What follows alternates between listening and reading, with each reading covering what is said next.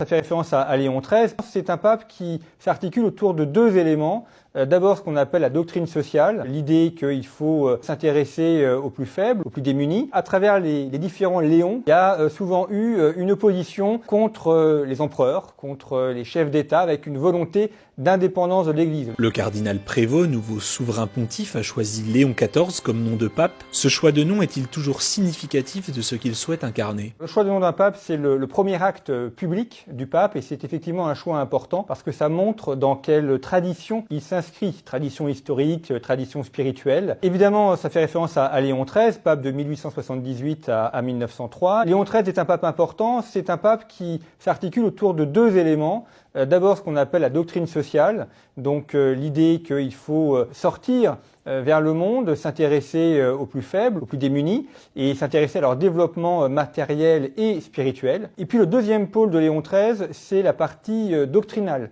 la partie intellectuelle. Léon XIII, c'est celui qui a remis saint Thomas d'Aquin dans les études des séminaires pour les prêtres. C'est également celui qui a fait un très gros travail pour réformer, moderniser les archives, afin de développer le travail historique de l'Église. Donc il y a ces deux pôles, on va dire un pôle politique, social et un pôle intellectuel, et c'est probablement dans ces deux pôles que le nouveau Léon XIV veut s'inscrire. Ce qui est intéressant également, c'est de voir qu'à travers les différents Léons, il y a souvent eu une opposition contre les empereurs, contre les chefs d'État, avec une volonté d'indépendance de l'Église. Le premier Léon, Léon le Grand, a dû lutter contre les Huns, contre Attila, et permettre l'indépendance de Rome contre les barbares. Léon XII, par exemple, qui a vécu dans les années 1820-1830, ça a été là aussi une volonté de rendre l'Église indépendante par rapport au pouvoir politique. Et c'est d'ailleurs un des enjeux du nouveau Léon XIV, cette indépendance, alors indépendance spirituelle, indépendance politique, par rapport aux grands empires, pensons à la Chine et à la Russie, mais aussi par rapport à l'Empire américain. Léon XIV est justement le premier pape américain. Que cela laisse-t-il présager, notamment dans son rôle de chef d'État et de diplomate? C'est un Américain que l'on pourrait dire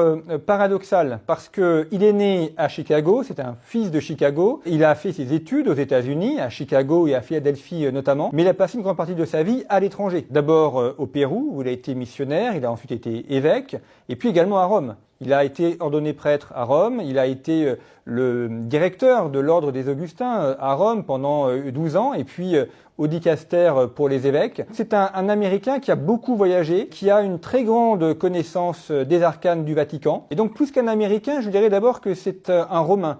Il a été formé par la romanité. Il est issu d'une mère espagnole et d'un père d'ascendance française. Donc il s'inscrit dans une romanité, dans un certain esprit du catholicisme, qui fait qu'il a une formation et un regard qui va très au-delà